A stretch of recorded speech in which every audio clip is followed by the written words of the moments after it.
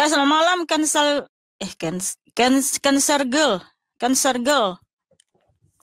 Malam, Kak. Saya mau nanya, Kak. Silakan buka kamera.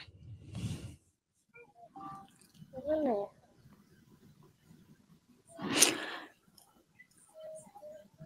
Ya, silakan. Kak, boleh bertanya? Ya, boleh, silakan. Ini kan kemarin saya juga punya temen tuh orang Kristen. Saya kan orang Muslim. Teman saya orang Kristen kan.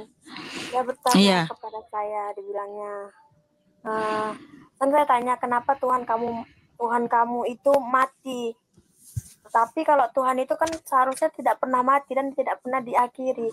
Dia itu kan maha mencipta dan dia maha pencipta, sang maha mencipta. Gitu. Kenapa dia mati?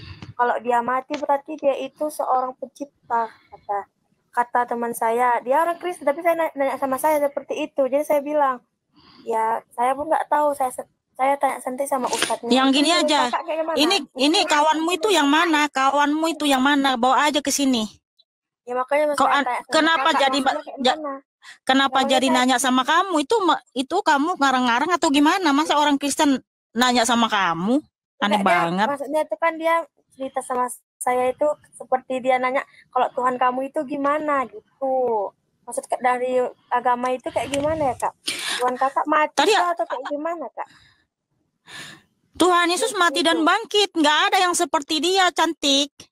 Nggak ada manusia, nabi manapun atau siapapun yang pernah mati lalu bangkit sendiri, dan ketika dia turun ke alam maut, dia malah membebaskan manusia yang telah mati dahulu, sehingga ketika dia bangkit, mereka pun ikut bangkit. Nggak ada yang seperti itu. Hanya Tuhan Yesus yang bisa seperti itu, cantik.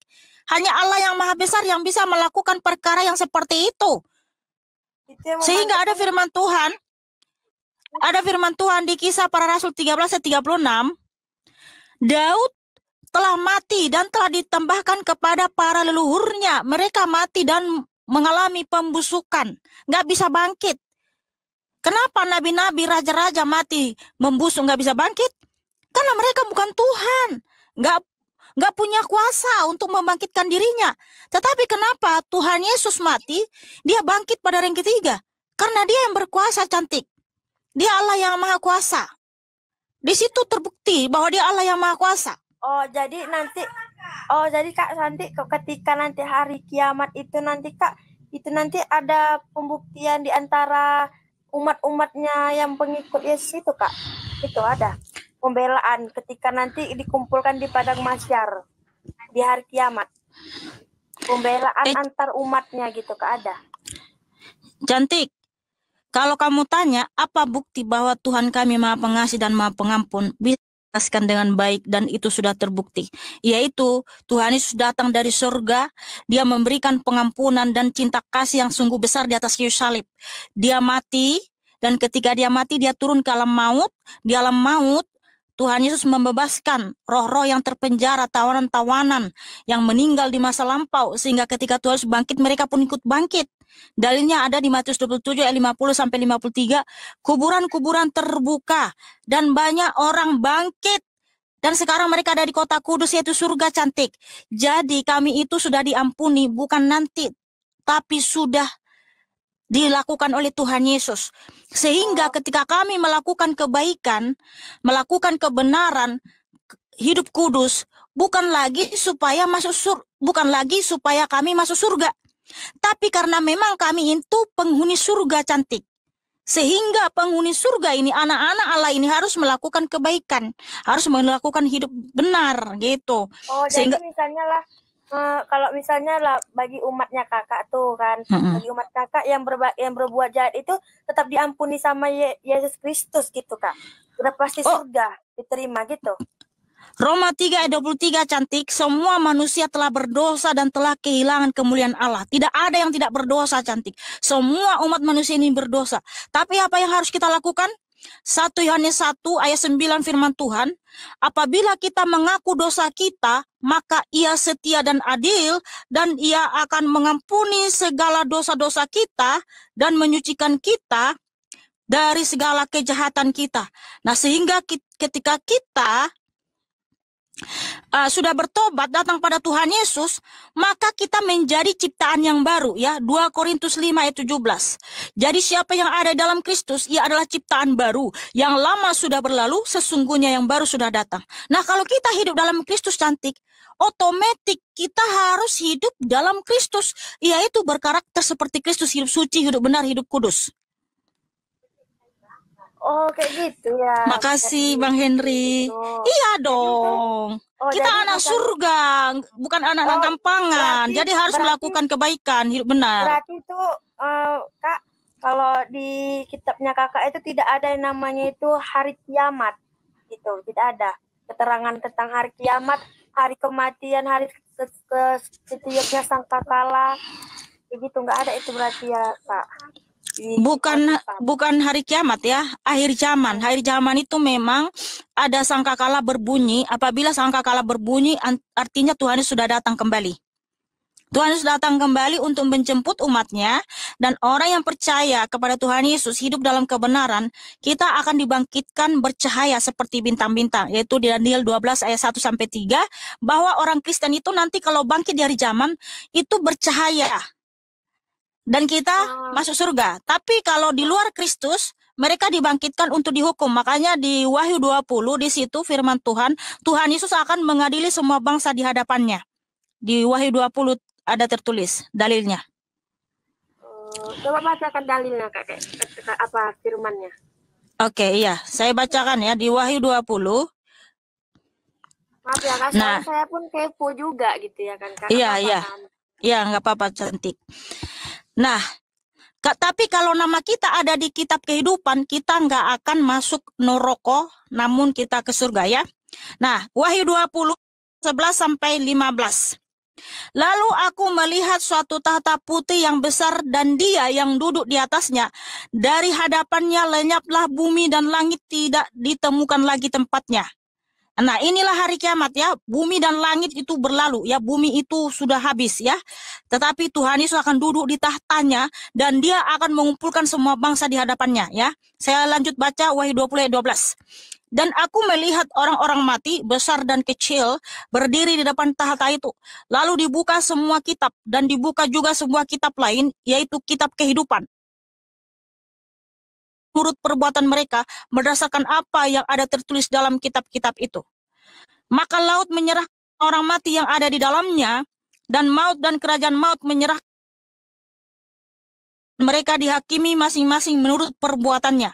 Lalu maut dan kerajaan maut itu dilemparkanlah ke dalam lautan api, itulah kematian yang kedua, lautan api. Dan setiap orang yang tidak ditemukan namanya tertulis di dalam kitab kehidupan itu, ia dilemparkan ke dalam lautan api itu. Nah, jadi semua bangsa dikumpulkan di hadapan Tuhan Yesus cantik. Setelah kiamat, yaitu bumi dan langit sudah tidak ada lagi, Tuhan Yesus akan mengumpulkan semua bangsa di hadapannya. Dia akan mengadili semua bangsa. Tetapi yang ada namanya di dalam kitab kehidupan, tidak akan dilemparkan ke lautan api yaitu neraka. Kita hidup bahagia di dalam surga. Jadi dengan apa bedanya lagi seperti yang kan itu di agama Kakak ya? Itu kan dia Yesus Kristus itu kan satu kan. Kalau Tuhan itu pasti satu kan, Kak. Esa. Tidak ada yang dia tidak ada anak dan tidak dia disembah, dia cuma satu berdiri dan dia itu menciptakan bukan diciptakan. Jadi dan dia tidak berbentuk dan dia tidak berwujud. Jadi kenapa bisa tahu si Bunda Maria atau anaknya Bunda Maria itu siapa lagi, Kak, gitu? Oke, betul sekali bahwa Tuhan Yesus adalah Allah yang Esa. Sehingga ada firman Tuhan di Efesus 4 ayat 5-6. Satu Tuhan, satu iman, satu baptisan, satu Allah. Jadi Tuhan Yesus Allah yang Esa, Yudas 1 ayat 25, Ulangan 6 ayat 4, bahwa Tuhan Yesus adalah Allah yang Esa. One, tunggal mono, tidak ada yang seperti Dia. Dia adalah Allah yang Maha Kuasa. Namun ketika Allah yang Maha Kuasa itu datang ke dunia, berkenosis atau mengosongkan dirinya sendiri, datang ke dunia menyatakan dirinya, memang Tuhan Yesus memilih Bunda Maria sebagai wadah kedatangannya. Bukan berarti Maria itu yang berkuasa, lalu dia dengan kehebatannya, lalu dia bisa mengandung anak. Tidak, karena Tuhan Yesus yang melakukan perbuatan yang ajaib dan dahsyat kepada Bunda Maria. Jadi kenapa ada sebagian agama Kristen itu yang dia menyembah si Bunda Maria? Kak, Nggak ada orang Kristen menyembah Bunda Maria. Tuhannya Bunda Maria sampai Allah Bapa gini. Itu bukan nyembah Bunda Maria. Dalam nama Bapa, Putra, dan Roh Kudus bukan berarti nyembah Maria. Bapa, Putra, Roh Apa Kudus beda itu dengan satu dalam Protestan, Ortodoks, Katolik? Gitu, Kak. Bapa, Putra, Roh Kudus Maka itu Tuhan satu itu dalam Yesus. Tuhan Yesus. Iya, betul. Tuhan kita Tuhan Yesus. Karena Tuhan Yesus itu Allah yang Esa. Yudas 1 ayat 25, Allah yang Esa, Juru Selamat kita, Yesus Kristus, bagi dialah kemuliaan, hormat, dan kuasa dari segala abad sampai selama-lamanya. Amin. Itulah isi Yudas 1 ayat 25. Ulangan 6 ayat 4, dengarlah hai orang Israel, Tuhan itu Allah kita, Tuhan itu Esa. Nah, Tuhan di situ siapa? Yesus Kristus. Jadi Yesus Kristus itulah Allah kita, Tuhan kita. 1 Petrus 4 ayat 16, bahwa nama Allah itu adalah Yesus Kristus. Oh, berarti di agama kakak Yesus Kristus itu memang harus kita nampak wujudnya gitu. Itu tanda kebuktian dia bahwasanya dia itu sayang sama umatnya gitu, Kak. Iya, betul lah. Kalau Tuhan Yesus datang dengan segala kebesarannya, dengan segala cahayanya, kita nggak akan mampu. Makanya kenapa Rasul Paulus menuliskan di 1 Timotius 6 ayat 16 bahwa dia adalah cahaya terang yang tak terhampiri. Karena waktu Rasul Paulus berjumpa dengan Tuhan Yesus, kan di situ tertulis ada cahaya dari langit. Itu saja Paulus sudah rebah sampai matanya buta. Sehingga Tuhan Yesus itu adalah cahaya terang yang tak terhampiri. Baru cahaya yang memancar dari langit aja yang ditunjukkan Tuhan Yesus bagi Paulus, Paulus langsung rebah, dia terlempar ke tanah dan matanya buta. Karena dia tak mampu memandang cahaya Tuhan Yesus. Sehingga Paulus menyatakan dialah cahaya terang yang tak terhampiri. Namun karena Tuhan Yesus masih menghendaki Paulus hidup, makanya Paulus itu nggak mati. Ketika Tuhan Yesus datang dalam cahaya. Kan di situ di Kisah Para Rasul 9 ya, ada cahaya. Kisah Para Rasul 9 ayat 3. Dalam perjalanannya ke Damsyik ketika ia sudah dekat kota itu, tiba-tiba cahaya memancar dari langit, mengelilingi dia. Cahaya dari langit. Hanya seberkas cahaya yang ditunjukkan Tuhan Yesus, Paulus sudah terlempar dan rebah ke tanah sampai matanya buta. Makanya Tuhan Yesus harus datang dalam rupa manusia supaya kita nggak buta, nggak mati. Kalau dia datang dalam segala kebesarannya, dengan segala kekudusannya, cahayanya kita akan hangus cantik. Nah, jadi yang saya tonton ada tuh film kan yang dia satu lagi nih ya Kak, saya pernah nonton film, dia tuh contoh filmnya itu saya tonton kemarin itu dia itu merangkul apa gitu salib itu contoh filmnya itu seperti apa itu Kak? Maksudnya itu dia mengapain salib itu sampai dia dipaku tangannya, kaki-kakinya, tapi itu yang memakunya itu seorang umatnya gitu. Itu maksudnya apa? Kok tega Tuhannya disakiti? Kenapa bisa Tuhannya disakiti gitu? Karena gini, manusia itu memang sudah jahat nih ya. Saya baca dulu firman Tuhan di Yesaya 53 cantik. Ya. Yesaya 53. Ia dihina dan dihindari orang. Seorang yang penuh kesengsaraan dan yang menderita kesakitan. Ia sangat dihina sehingga orang menutup mukanya terhadap dia. Dan bagi kita pun dia tidak masuk hitungan. Tetapi sesungguhnya penyakit kitalah yang ditanggungnya. Dan kesengsaraan kitalah yang dipikulnya. Padahal kita mengira dia kena tulah dipukul dan ditindas Allah. Tetapi ia tertikam oleh karena pemberontakan kita. Ia diremukkan oleh karena kejahatan kita. Ganjaran yang mendatangkan keselamatan bagi kita ditimpakan kepadanya. Dan oleh bilur-bilurnya kita menjadi sembuh. Nah, seharusnya kita yang ditikam, kita yang digantung. Tapi Tuhan Yesus memberi dirinya sebagai kita supaya kita selamat. Oleh karena kejahatan kita lah dia tertikam, cantik, dia disalibkan. Namun oleh bilur-bilurnya, oleh darahnya yang kudus yang tercurah ke bumi itu telah menyembuhkan dan menyelamatkan kita, cantik. Yang tadinya kita itu hanyalah debu, tetapi ketika darah Kristus itu kena ke bumi, yang ke tanah itu telah memberikan mujizat, yaitu kasih karunia keselamatan sehingga kita bangkit. Itulah kenapa manusia bisa mengalami kebangkitan, karena darah Kristus sudah tercurah ke bumi, sudah tercurah ke tanah. Karena tanah itu telah memberikan kita, karena darah Kristus itu telah menyucikan dan membangkitkan kita, menghidupkan kita, cantik. Begitu. Karena itulah kenapa Tuhan Yesus itu datang dari surga menyelamatkan umatnya yang sudah mati, karena dia sangat mengasihi dan mencintai kita. Itulah ada firman Tuhan di Efesus 2 ayat 8. Saya baca dulu ya, cantik ya. Efesus 2 ayat 8. Sebab karena kasih karunia kamu diselamatkan oleh iman, itu bukan hasil usahamu, tetapi pemberian Allah. Itu bukan hasil pekerjaanmu. Jangan ada orang yang memegahkan diri. Karena kita ini buatan Allah, diciptakan dalam Kristus Yesus untuk melakukan pekerjaan baik yang dipersiapkan Allah sebelumnya. Ia mau supaya kita hidup di dalamnya. Jadi Tuhan Yesus mau supaya kita hidup di dalam Dia, karena Tuhan Yesus telah memberikan kita kasih karunia keselamatan, supaya yang percaya kepada Tuhan Yesus tidak binasa, melainkan beroleh hidup yang kekal. Oh ya udah ya Kak, makasih ya Kak. Iya, sama-sama. Tuhan Yesus memberkatimu dan mengasihimu, cantik. Tepuk tangan buatkan Segel yang cakep dan manis.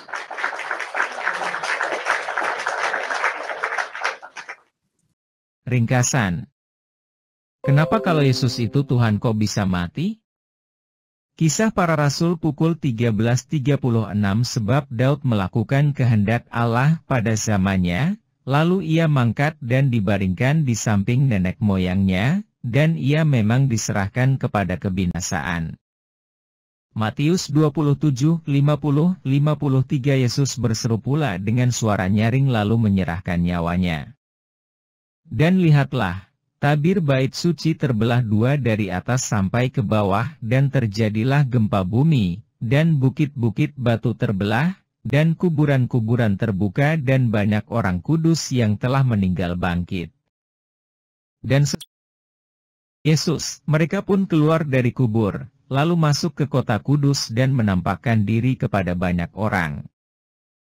Apakah umat Kristen yang berbuat jahat tetap diampuni dosanya oleh Yesus dan pasti masuk surga? Roma pukul 3.23. Karena semua orang telah berbuat dosa dan telah kehilangan kemuliaan Allah. 1 Yohanes 1:9. Jika kita mengaku dosa kita, maka Ia adalah setia dan adil, sehingga Ia akan mengampuni segala dosa kita dan menyucikan kita dari segala kejahatan. Apakah di Kristen tidak ada hari kiamat? Daniel 12:1-3. Pada waktu itu juga akan muncul Mikhael, pemimpin besar itu, yang akan mendampingi anak-anak bangsamu, dan akan ada suatu waktu kesesakan yang besar, seperti yang belum pernah terjadi sejak ada bangsa-bangsa sampai pada waktu itu. Tetapi pada waktu itu bangsamu akan terluput, yakni barang siapa yang didapati namanya tertulis dalam kitab itu. Dan banyak dari antara orang-orang yang telah tidur di dalam debu tanah, akan bangun, sebagian untuk mendapat hidup yang kekal, sebagian untuk mengalami kehinaan, pengerian yang kekal. Dan orang-orang bijaksana akan bercahaya seperti cahaya cakrawala, dan yang telah menuntun banyak orang kepada kebenaran seperti bintang-bintang, tetap untuk selama-lamanya. 20:11-15. Lalu aku melihat suatu tahta putih yang besar dan Dia, yang duduk di atasnya. Dari hadapannya lenyaplah bumi dan langit dan tidak ditemukan lagi tempatnya. Dan aku melihat orang-orang mati, besar dan kecil, berdiri di depan tahta itu. Lalu dibuka semua kitab. Dan dibuka juga sebuah kitab lain, yaitu kitab kehidupan. Dan orang-orang mati dihakimi menurut perbuatan mereka, berdasarkan apa yang ada tertulis di dalam kitab-kitab itu. Maka laut menyerahkan orang-orang mati yang ada di dalamnya, dan maut dan kerajaan maut. Menyerahkan orang-orang mati yang ada di dalamnya, dan mereka dihakimi masing-masing menurut perbuatannya.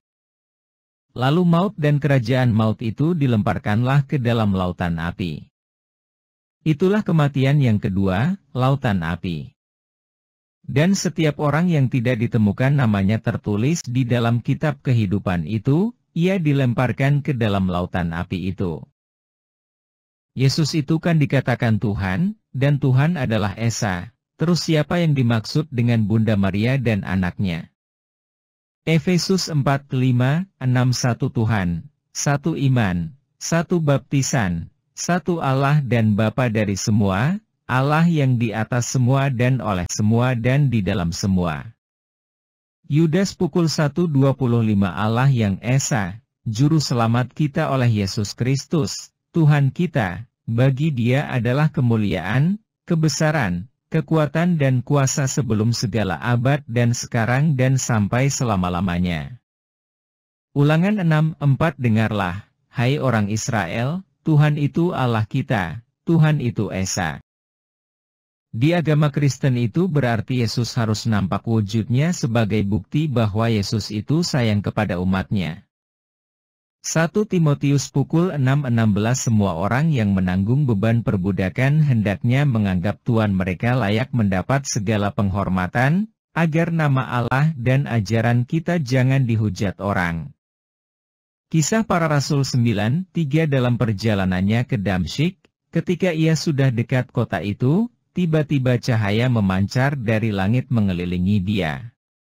Yesaya 53:3-5 Ia dihina dan dihindari orang, seorang yang penuh kesengsaraan dan yang biasa menderita kesakitan, ia sangat dihina, sehingga orang menutup mukanya terhadap dia dan bagi kita pun dia tidak masuk hitungan. Tetapi sesungguhnya, penyakit kitalah yang ditanggungnya, dan kesengsaraan kita yang dipikulnya, padahal kita mengira dia kena tulah, dipukul dan ditindas Allah. Tetapi dia tertikam oleh karena pemberontakan kita, dia diremukkan. Oleh karena kejahatan kita, ganjaran yang mendatangkan keselamatan bagi kita ditimpakan kepadanya, dan oleh bilur-bilurnya kita menjadi sembuh. Efesus 2:8 Sebab karena kasih karunia kamu diselamatkan oleh iman, itu bukan hasil usahamu, tetapi pemberian Allah.